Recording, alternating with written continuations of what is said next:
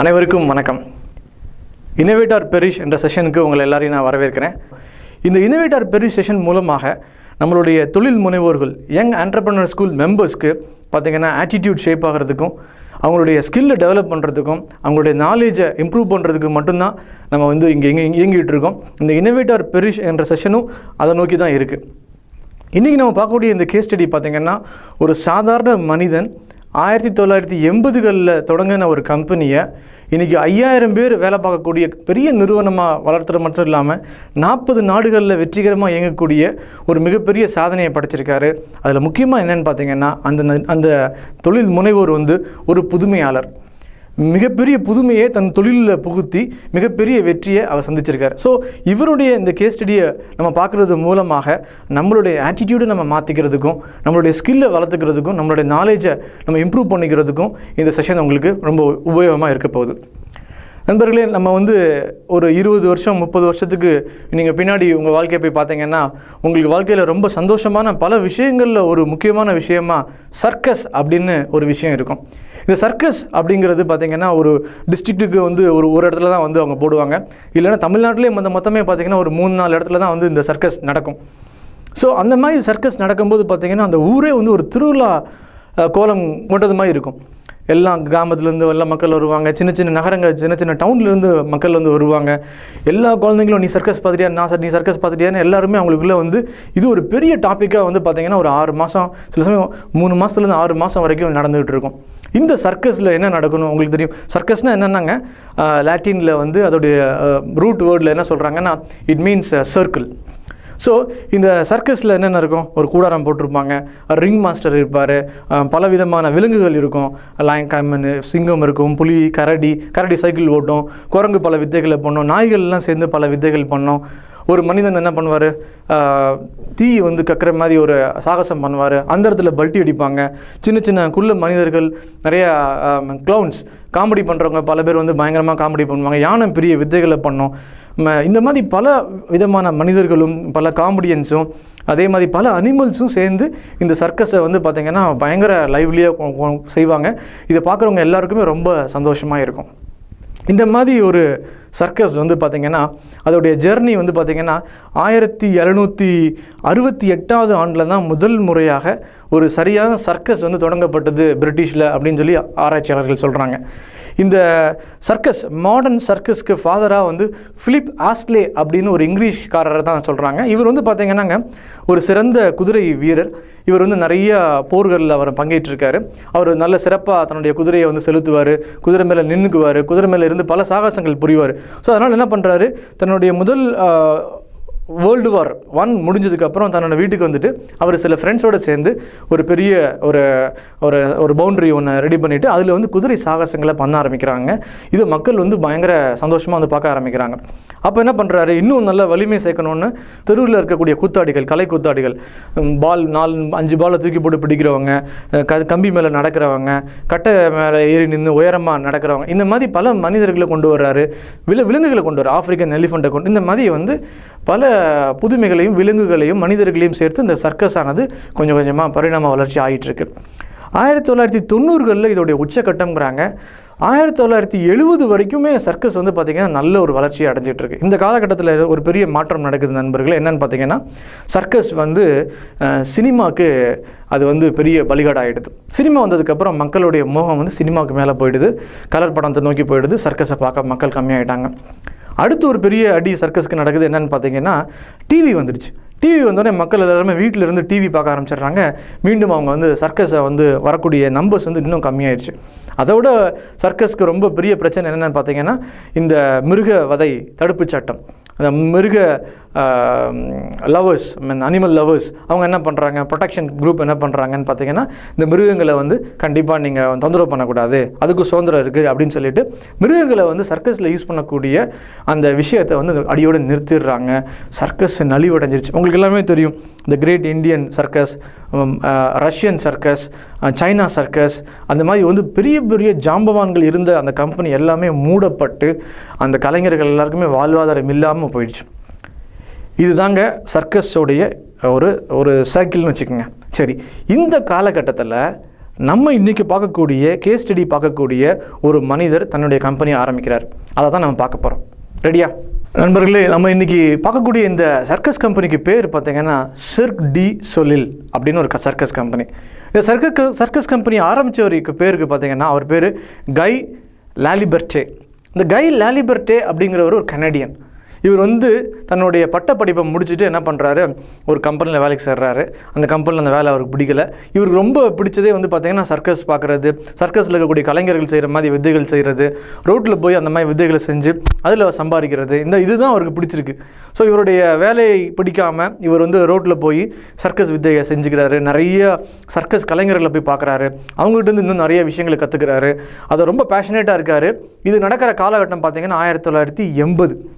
இந்த 1980 தான் சர்க்கஸோடைய பின்னடைவு நடந்துகிட்ருக்கு. சர்க்கஸ் அழிஞ்சிக்கிட்டு இருக்குது. சர்க்கஸ் கம்பெனி பல கம்பெனிஸ் மூடிட்டு இருக்கு. கனடாலேயே பல கம்பெனிஸ் மூடிடுச்சு. ஸோ இந்த காலகட்டத்தில் இந்த கை லாலிபர்டே அப்படிங்கிற இந்த இளைஞர் பார்த்திங்கன்னா, நீங்கள் படத்தில் பார்க்கக்கூடிய இந்த இளைஞர் பார்த்திங்கன்னா இன்றைக்கி இளைஞராக இல்லை, அவர் இன்றைக்கி 50 வயசு இருக்கும். அவர் அன்றைக்கி தன்னுடைய 20-22 வயசில் பார்த்திங்கன்னா இந்த சர்க்கஸோடைய ஒரு காதலில் அவர் பல வித்தைகளை கற்றுக்கிட்டு மக்களை மகிழ்விக்கக்கூடிய இந்த கலையில் அவர் பெரிய ஆளாக வரணும்னு ஆசைப்பட்டுட்டு இருக்கார். சரி, 1984 சிர்க் டி சொலில் அப்படிங்கிற இந்த கம்பெனி ஆரம்பிக்கிறார்.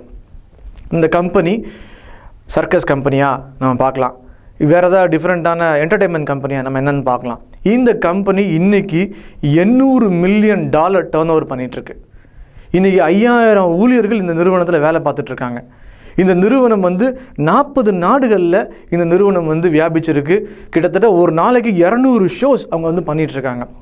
இவ்வளோ பெரிய நிறுவனமான அந்த சிர்க் டி சொலில், அந்த நிறுவனத்துடைய தலைவர் ஃபவுண்டர் கை லாலிபர்டே அப்படிங்கிறவர் இன்றைக்கி அவருடைய தனி மனித சொத்து பார்த்திங்கன்னா 2 பில்லியன், அதாவது 12,000 கோடி. இன்றைக்கி ஃபோர்ப்ஸ் மேகசினில் அவருக்கு ரேங்க் 990 ரேங்கில் அவர் இருக்கார். மிகப்பெரிய ஒரு வெற்றியாளர் மனிதனாக, ஒரு புதுமையை செய்த மனிதனாக அவர் வாழ்ந்துட்டுருக்கார். இன்றைக்கும் ஒரு உயிரோடு இருக்கார். இந்த கம்பெனி எப்படி வந்துச்சு, என்ன எப்படி பண்ணுச்சுங்கிறத நம்ம ஒவ்வொன்றா பார்ப்போம். சரி, இப்போ பார்த்திங்கன்னா இந்த கம்பெனி சர்க்கஸை தீமாக கொண்டு போகுது. எப்படி தீமாக கொண்டு போகுது? தன்னுடைய ஒரு தீமுக்கு பேர் மிஸ்டரி, இன்னொரு தீமுக்கு பேர் அல்ஜீரியா, இன்னொரு தீமுக்கு பேர் கூசா, இன்னொரு தீமுக்கு பேர் டலோன், இன்னொரு தீமுக்கு பேர் லவ். இந்த மாதிரி பார்த்திங்கன்னா பல விதமான ப்ரொடக்ஷன்ஸை இந்த நிறுவனம் தொடர்ந்து பண்ணி இன்றைக்கி பல தீம்ஸில் இவங்களோட ஷோஸ் உலகம் ஃபுல்லாக நடந்துக்கிட்டு இருக்கு. இந்த கம்பெனி இப்போ நீங்கள் இப்போ கேட்டிங்கன்னா சிர்க் டி சொலில் அப்படிங்கிற கம்பெனி ஒரு ஓப்ரா, அதாவது ஒரு பாட்டு பாடக்கூடிய ஒரு கம்பெனியா? இல்லை. சரி, இது ஒரு பேலட், ஒரு டான்ஸ் ஆடக்கூடிய ஒரு கம்பெனியா? கிடையாது. சரி, இது ஒரு நாடக கம்பெனியா? கிடையாது. சரி, இது சினிமா மாதிரி இருக்குமா? நிறைய லைட்டிங் போட்டு ஃபைட்டு பாட்டெல்லாம் இருக்குமா? அதுவும் கிடையாது. இது சர்க்கஸ் இருக்குமா? அது மட்டும் கிடையாது. வேறு என்ன இருக்கும்? எது கேட்டாலுமே நீங்கள் எல்லாமே சேர்ந்து செய்யக்கூடிய ஒரு நிறுவனமாக அவர் மாற்றிட்டார். இந்த சிர்க் டி சொலிலில் எல்லாமே இருக்கும். டான்ஸ் இருக்கும், ஒரு ட்ராமா இருக்கும், ஒரு ஃபைட் இருக்கும், சர்க்கஸில் வரக்கூடிய அந்த அக்ரோபாட்ஸ், பெரிய பெரிய சாகச நிகழ்ச்சிகள் இருக்கும், பெரிய ஜோக்ஸ் இருக்கும், வினோதமான விலங்குகள் இருக்கும். ஆனால் விலங்குகள் கிடையாது, விலங்குகளுக்கு பதிலாக செட்டு போட்டிருப்பாங்க. மனிதர்களே அந்த மாதிரி டிசைனாக வருவாங்க. ரோமாபுரியோடைய நாடகத்தை எடுத்து போடுவாங்க, கிரேக்க நாடகத்துலேருந்து எடுத்து போடுவாங்க, சைனாலேருந்து நாடகத்தை எடுத்துகிட்டு வருவாங்க. பல வினோத கலைஞர்கள் பெர்ஃபார்ம் பண்ணுவாங்க. அப்போ என்ன ஆச்சுன்னு பார்த்தீங்கன்னா, இந்த சிர்க் டி சொலில் சர்க்கஸ் அப்படிங்கிறது ஒரு விலங்குகளை வச்சு ஒரு ஒரு ஒரு மண் புழுதியில் தான் நடத்தணுமா? கிடையாது. அப்படிங்கிற கான்செப்டை டோட்டலாகவே மாற்றிட்டார். சர்க்கஸு அழிவை நோக்கி போய்கிட்டு இருந்துச்சு. ஆனால் சிர்க் டி சொலில் அப்படிங்கிற கம்பெனி இன்றைக்கி 800 மில்லியன் கம்பெனியாக மாறுறதுக்கு இந்த கை லாலிபர்டே அப்படிங்கிற மனிதர் மிகப்பெரிய புதுமையை அந்த நிறுவனத்துக்குள்ளே பூத்திட்டார். இந்த புதுமையை பூத்துறதுக்கு அவர் பல பாடுபட்டார், பல பின்னடைவை சந்தித்தார், மிகப்பெரிய ஃபினான்ஷியல் ப்ராப்ளமெல்லாம் அவர் சந்தித்தார். பட் இருந்தாலும் தன் புதுமையை மாத்திரம் அவர் கைவிடவே இல்லை. தொடர்ந்து புதுமையை பூத்தி அவர் பார்த்திங்கன்னா அந்த நிறுவனத்தை மிகப்பெரிய நிறுவனமாக மாற்றினார். என்னென்ன பண்ணாருங்கிறத நம்ம இப்போ ஷார்ட்டாக பார்ப்போம். நண்பர்களே, அவர் என்ன புதுமை பண்ணார்? சிர்க் டி சொலில் அப்படிங்கிற அந்த சர்க்கஸ் கம்பெனியில் கை லாலிபர்டே அப்படிங்கிற அந்த புதுமையாளர் என்ன பண்ணார் அப்படிங்கிறத பார்த்தீங்கன்னா, முதல்ல அனிமல்ஸே இல்லாமக்கினார். அனிமல்ஸே இல்லாத ஒரு சர்க்கஸ், அதில் ஒரு தனியாக ஒரு ஸ்டார் அப்படின்னு யாரும் கிடையாது, ஸ்டார்ஸே இல்லை. யார் நல்ல திறமைசாலிகளோ அவங்கள வச்சே இந்த சர்க் டி சோலையில் நடத்தக்கூடிய அளவுக்கு அவர் அதை வந்து திறமையாக அவர் வந்து கொண்டு வந்துட்டார். அது புதுமை தான். ஏன்னா சில திறமைசாலிகளை மட்டும்தான் வச்சு சர்க்கஸ் கம்பெனி பலவும் நடந்துகிட்டு இருந்துச்சு. அதை அவர் உடச்சி கொண்டு வந்ததுனால இன்றைக்கி 200 இடத்துல ஷோஸ் நடக்கக்கூடிய அளவுக்கு நீங்கள் சர்க் டி சோலையை கொண்டு வந்துட்டார். எப்படி இருக்கும் இந்த காமெடியன்ஸு நீங்கள் பார்த்துடாத அவ்வளோ டிஃப்ரெண்ட்டான காமெடியன்ஸ், அவ்வளோ லைவ்லியாக பண்ணுவாங்க, கூட்டத்துக்குள்ளெல்லாம் ஓடி வருவாங்க, இன்னும் பயங்கரமாக பண்ணுவாங்க. அடுத்து என்ன பார்த்தீங்கன்னா சர்க்கஸில் இருக்கக்கூடிய இந்த அக்ரோபாட்ஸ், இந்த சாகச விஷயங்கள் நடக்கும், ஆனால் ட்ராமாவோட சேர்ந்துருக்கும். ஒரு ஃபைட்டில் ஒருத்தர் பயங்கரமாக தோகுவார். ஸோ அந்த அப்படிங்கிற அந்த ஒரு நிகழ்ச்சியில் எப்படி இருக்கும் பார்த்தீங்கன்னா சர்க் டி சோலையில் ஒரு 5 மில்லியன் கேலன் வாட்டர் டேங்க் ஒன்று லைவ்லியாக வச்சு அந்த டேங்க்குள்ளே சாகச நிகழ்ச்சி நடக்குது. நீங்கள் நினச்சி பாருங்கள், எந்த சர்க்கஸ் ப்ரோக்ராமில் இந்த மாதிரிலாம் நம்ம பார்க்க முடியும். ஸோ இந்த மாதிரி பல புதுமைகளை இந்த நிறுவனம் தொடர்ந்து புகுத்திருக்கு. அது மாத்திரம் இல்லை, ஒரு தேட்டர் ஸ்டைல் ட்ராமா இருக்கும், ஒரு மிகப்பெரிய ஒரு சென்டிமெண்ட் ட்ராமா, ரோமியோ ஜூலியட்டு, இந்த மாதிரி ஒரு காதல் கண்டிப்பாக இருக்கக்கூடிய ஒரு ட்ராமா அதில் இருக்கும். அதில் வந்து பார்த்திங்கன்னா ரியலாக மியூசிக்ஸ் சைடில் எல்லாம் அவங்க வாசிச்சுட்டே இருப்பாங்க. ரியல் மியூசிக், அட்டகாசமான மியூசிக்ஸை வந்து ரியல் ஆர்கெஸ்ட்ரா வந்து சைடில் அவங்க வாசிச்சுட்டு இருப்பாங்க. இது வந்து மக்களுக்கு வந்து மிகப்பெரிய ஒரு என்டர்டெயின்மெண்ட்டாக இது அமைய ஆரம்பிச்சிருச்சு. அது மாத்திரமா சர்க் டி சோலையிலுடைய இந்த புதுமையான இந்த அணுகுமுறையினால் சர்க்கஸ்க்கு மட்டுமே வரக்கூடிய ஆடியன்ஸ் அவங்க மட்டும் வரல, புதுசாக ஆடியன்ஸ் வர ஆரம்பிச்சிட்டாங்க. ஏன்? அவங்களுக்கு எது பிடிச்சிருக்கு? ட்ராமா பிடிச்சிருக்கு. இன்னும் சில ஆடியன்ஸ் வர ஆரம்பிச்சிட்டாங்க, அவங்களுக்கு என்ன பிடிச்சிருக்கு? டான்ஸ் பிடிச்சிருக்கு. இன்னும் சில ஆடியன்ஸ் வர ஆரம்பிச்சிட்டாங்க, அவங்களுக்கு என்ன பிடிச்சிருக்கு? இந்த எக்ஸ்பீரியன்ஸ் பிடிச்சிருக்கு. இப்படி சர்க்கஸ் பார்க்கக்கூடிய ஆடியன்ஸை தாண்டி இன்றைக்கி ஒரு மிகப்பெரிய ஆடியன்ஸை சர்க் டி சோலைல் அவர் அந்த கம்பெனி மூலமாக அவருக்கு கிடைக்க ஆரம்பிச்சிருச்சு. இந்த நிகழ்ச்சி வந்து பார்த்திங்கன்னா இப்போது ஒரு ஊரில் ஒரு தீமில் அவங்க வந்து ஒரு ப்ரோக்ராம் பண்ணுறாங்க. சரி, அந்த ஊரில் இருக்கக்கூடிய ஒரு 40% மக்கள் வந்து அந்த ப்ரோக்ராம் பார்த்துட்டாங்க. இதுக்கு மேலே அந்த ஊரில் நம்ம ப்ரோக்ராம் பண்ண முடியாதா? அப்படி தான் இருந்துச்சு சர்க்கஸ். ஏன்னா ஒரு தடவை பார்த்துட்டோம்னா திருப்பி சர்க்கஸை பார்க்குறதுக்கு அதில் ஒன்றும் கிடையாது, ஏன்னா பார்த்தாச்சு. ஆனால் சர்க் டி சோலையில் அப்படி கிடையாது. தீம் வச்சுருப்பாங்க, மல்டிபிள் ப்ரொடக்ஷன். இன்றைக்கி நீங்கள் வந்து லவ் அப்படிங்கிற ஒரு ஈவெண்ட் பார்த்துட்டிங்கன்னா அடுத்து வந்து அவங்க வந்து மிஸ்ட்ரி அப்படின்னு இன்னொரு ஈவெண்ட் இருக்கும். அடுத்து வந்து பார்த்திங்கன்னா டலோம் அப்படின்னு இன்னொரு ஈவெண்ட் இருக்கும். அடுத்து வந்து கூசா அப்படின்னு இன்னொரு ஈவெண்ட் இருக்கும். அப்போ ஒவ்வொரு ஈவெண்ட்டும் நீங்கள் பார்க்கணும் ஆசைப்படுவீங்க. ஏன்னா ஒவ்வொரு ஈவெண்ட்டும் வந்து பார்த்திங்கன்னா மிகப்பெரிய தாக்கத்தை வந்து அவங்க வந்து கஸ்டமர் மத்தியில் அவங்க வந்து மனசில் கொடுக்குறதுனால கஸ்டமர் மீண்டும் மீண்டும் வர ஆரம்பிச்சிட்டாங்க. அப்போ இந்த ப்ரோக்ராம் வந்து பார்த்திங்கன்னா ஒரு கஸ்டமருக்கு சர்க்கஸ் பார்க்கக்கூடிய அனுபவத்தை காட்டிலும் மிகப்பெரிய அனுபவத்தை இந்த ப்ரோக்ராம் தர ஆரம்பிச்சிச்சு. அப்போ இந்த ப்ரோக்ராம், இந்த சர்க் டி சோலைல் கேஸ் ஸ்டடி மூலமாக நம்ம என்ன தெரிஞ்சுக்கிறோன்னு பார்த்திங்கன்னா, நம்மளுடைய காம்படிட்டர் நம்ம காம்படிட்டராக இல்லாமக்கணும். நம்ம காம்படிட்டரை போய் போட்டி போட்டு அவரோட மல்லுக்கட்டரை நிறுத்திட்டு அவரை இல்லாமல் ஆக்குற அளவுக்கு நம்ம புதுமையை செஞ்சிட்டோம்னா காம்படிட்டர் தனி, நம்ம தனின்னு ஆகிடுவோம். ஸோ இந்த நான் சொன்ன இந்த சர்க் டி சோலைல் அப்படிங்கிற இந்த சர்க்கஸ் கம்பெனியோடைய ஸ்தாபகரான கை லாலிபர்டே அவரை பற்றின ஒரு 10 நிமிஷம் வீடியோ ஒன்று இருக்குது. நம்ம அந்த வீடியோவும் இப்போ பார்க்க போகிறோம். இந்த வீடியோவில் அவர் எந்த மாதிரி தன்னுடைய வாழ்க்கையை தொடங்கினார், அவருடைய அந்த சர்க் டி சோலைல் ப்ரோக்ராம் வந்து எப்படி இருக்கும், எந்த மாதிரிலாம் ட்ராமா இருக்கும், எந்த மாதிரிலாம் ஃபைட் இருக்கும், எந்த மாதிரிலாம் டான்ஸ் இருக்கும், எப்படி செட் இருக்குங்கிறதெல்லாம் நீங்கள் அதில் பார்க்க போகிறீங்க. படத்தில் பார்க்குறவர் தான் வந்து கை லாலிபர்டே. இந்த சர்க் டி சோலை கம்பெனி ஆரம்பித்த அவரை தன்னுடைய அந்த இளமை கால வயத்தில் வந்து பார்த்திங்கன்னா தன் வாழ்க்கையில் என்னவாகணும்னு நினச்சும்போது இவருக்கு வந்து ஒரு சர்க்கஸ் கலைஞர் ஆகணுங்கிறது பயங்கரமான ஒரு கனவு இருக்குது. அவர் என்ன பண்ணுறாரு பார்த்திங்கன்னா, ரோட்டில் ஃபஸ்ட்டு கனடாவில் இருக்கக்கூடிய மனிதர் வந்து யூரோப்புக்கு போகிறாரு. யூரோப்பில் போய் இந்த மாதிரி நிறையா ரோட்டில் பண்ணக்கூடிய பர்ஃபார்மன்ஸ்ட்டை வந்து நிறைய வித்தைகளை கற்றுக்கிறாரு. இந்த மாதிரி காலையிலையும் சாயங்காலமும் நிறைய வித்தைகளை அவங்க காமிப்பாங்க. தெருவில் தான் அவங்க பர்ஃபார்ம் பண்ணுறாங்க. அது கிடைக்கிற பைசாவை வச்சு பார்த்திங்கன்னா நைட்டு வந்து ஒரு பார்க் பெஞ்சில் தூங்குறது, இந்த மாதிரி தான் பண்ணுறாங்க. அவங்க அந்த ஊரில் விழிப்புணர்வு ஏற்படுத்துறதுக்கு என்ன பண்ணுறாரு, தன்னுடைய ஃப்ரெண்ட்ஸோடு சேர்ந்து ஒரு 50 கிலோமீட்டர் இந்த மாதிரி ஒரு கட்டை மனிதன் காலை வச்சுக்கிட்டு நடந்து போகிறாங்க. இது பெரிய தாக்கத்தையும் அந்த ஊரில் வந்து அவர் வந்து பிரபலமானார். அந்த டீம் வந்து அவருக்கு வந்து இந்த வரவேற்பு வந்து நிறைய கிடைக்க ஆரம்பிச்சிருச்சு அந்த ஊரில். அதாவது இவர் போன ஊர் வந்து பார்த்திங்கன்னா ஃப்ரான்ஸ். அங்கே வந்து இவருக்கு நல்ல ஒரு வரவேற்பு இவருடைய இந்த பர்ஃபார்மன்ஸுக்கு கிடைக்க ஆரம்பிச்சிச்சு. இப்போது அவங்களுடைய ஃபஸ்ட்டு பர்ஃபார்மன்ஸே வந்து பார்த்திங்கன்னா பயங்கர இன்னோவேட்டிவாக அவர் ஹிட் பண்ணுறாரு. காரணம் என்னன்னு பார்த்தீங்கன்னா, ஒரு அனிமல்ஸ் கிடையாது, இந்த மாதிரி ரோப்பில் கயிறில் நடந்து போகிறவங்க, ஜம்ப் பண்ணுறவங்க, இந்த மாதிரி வந்து பயங்கர ஒரு அதில் வந்து ஒரு ஆக்ஷன் இருக்குது, ஒரு ட்ராமா இருக்குது. இதெல்லாம் அவர் பண்ணி அவர் என்ன பண்ணுறாரு, முதல் ப்ரோக்ராம்லேயே மக்களுடைய மனசை வந்து அவர் மிகுவாக கலந்துடுறாரு. அப்போ அவர் யூரோப்பில் பயங்கர ஹிட்டு.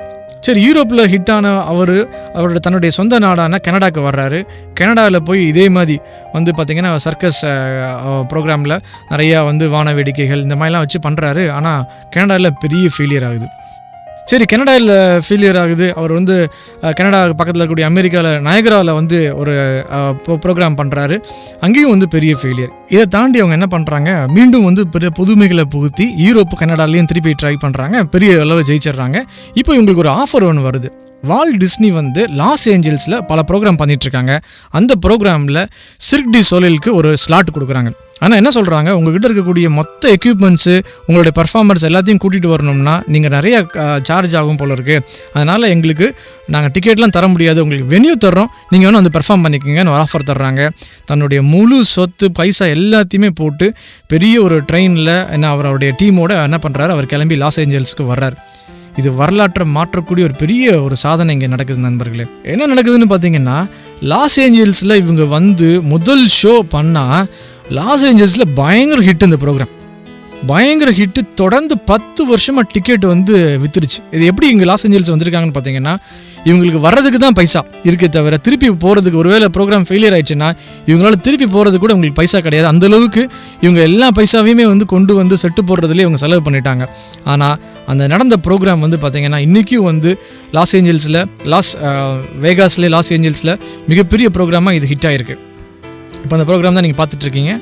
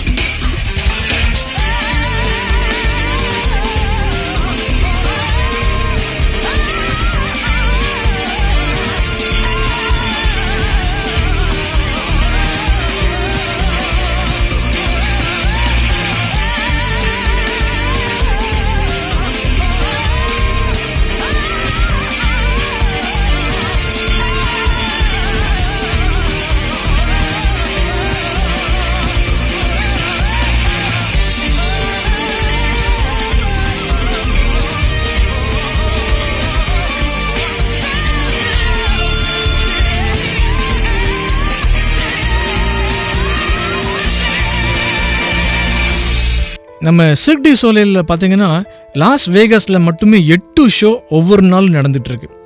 எல்லாமே புதுமை. அங்கே இருக்கக்கூடிய ஒவ்வொரு ஊழியருமே வந்து பார்த்திங்கன்னா புதுமைக்கு தன்னை அர்ப்பணித்திருக்கவங்க. அவ்வளோ டெடிக்கேட்டடாக வந்து பார்த்திங்கன்னா தன்னுடைய செயலில் வந்து செய்யக்கூடிய ஒரு மனிதர்களை வந்து இந்த நிறுவனம் வந்து கொண்டு இருக்குது. அதனால தான் பார்த்திங்கன்னா லாஸ்ட்டு ஒரு 15 இயர்ஸாகவே இந்த நிறுவனம் வந்து சிர்க் டி சோலே அப்படிங்கிற இந்த சர்க்கஸ் கம்பெனியானது உலக லெவலில், முக்கியமாக அமெரிக்கா லாஸ் வேகாஸில் மிகப்பெரிய பேர் அந்த நிறுவனத்துக்கு கிடச்சிருக்கு. இதில் இன்னொரு பியூட்டி என்னென்னு பார்த்தீங்கன்னா, இந்த ஊழியர்கள் வந்து தன்னுடைய வேலையை வந்து அவங்க எவ்வளோ நேசித்து பண்ணுறாங்கிறதுக்கு வந்து அவங்க என்ன சொல்கிறாங்கன்னா, இப்போ நீங்கள் பார்த்துட்டு இருக்கிறது வந்து ஒரு ட்ரையல்னு வச்சுக்கோங்களேன். ஒரு ப்ரோக்ராம் நடந்துருச்சு. ப்ரோக்ராம் நடந்தவுடனே திருப்பி வந்து இவங்க ரிஹர்சல் பண்ணுவாங்களாம். அந்த ரிஹர்சல் பண்ணும்போது என்ன சொல்கிறாங்க, இதில் எது நல்லா நடந்துச்சு, எது சரியாக நடக்கலை அப்படிங்கிறதையும் டெய்லி பேசுகிறாங்களாம். ஒரு ப்ரோக்ராம் 10 வருஷமாக நடந்துகிட்ருக்கு. ஆனால் ஒவ்வொரு நாளும் பார்த்திங்கன்னா இவங்களுடைய ப்ரோக்ராம் முடிஞ்சதுக்கப்புறம் இவங்க திருப்பி ஒரு ரிஹர்சலுக்கு வர்றாங்க. ரிஹர்சல் எதுக்கு, எனக்கு எப்படி நடந்துச்சு, சரியாக நடந்துச்சா தப்பாக நடந்துச்சா அப்படின்னு. அப்போ இதை வந்து அந்த கை லைபர்டே அவர் வந்து ரொம்ப பெருமையாக சொல்கிறாரு, என்னுடைய நிறுவனங்களில் இந்த மாதிரி விஷயங்கள்லாம் நாங்கள் பண்ணிகிட்ருக்கோம் அப்படிங்கிறத சொல்கிறாரு. முடிவை வந்து அவர் கை லாலிபர்டேயோடைய ஒரு வார்த்தை என்னன்னு பார்த்தீங்கன்னா, ஒவ்வொரு தனி மனிதனுக்குள்ளேயும் வந்து பார்த்திங்கன்னா ஒரு குழந்தை இருக்குது அப்படின்னு அவர் நம்புகிறார். அந்த குழந்தை வந்து ஒரு கனவு கண்டுகிட்டு இருக்குது. அந்த குழந்தைக்கு வந்து ஒரு பெரிய நம்பிக்கை இருக்குது. அந்த குழந்தைக்கு விளையாட்டுத்தனம் இருக்குது. அந்த குழந்தைக்கு ஏதாவது செய்யணும்னு ஆசை இருக்குது அப்படின்னு நம்புகிறார்.